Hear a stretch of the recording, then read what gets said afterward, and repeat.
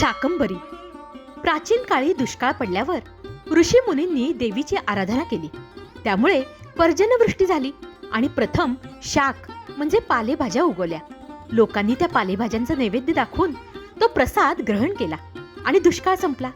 त्या प्रसंगाची आठवण म्हणून अजूनही कुलधर्म पाळला जातो. शक्य त्या पालेभाज्यांचा नैवेद्य देवीला अर्पण करतात. म्हणून या देवीला शाकंभरी देवी म्हणतात.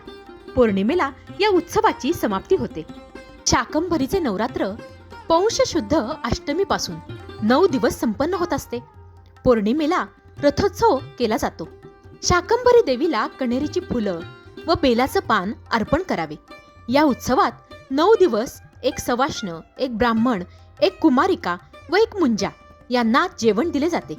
शाकंभरी देवीचे मुख्य ठिकाण विजापूर जिल्ह्यात आहे. या जिल्ह्यातील बदामी पासून 8 किलोमीटरच्या अंतरावर हे ठिकाण आहे. येथे मोठ्या प्रमाणात शाकंभरीचा उत्सव साजरा करण्यात येतो.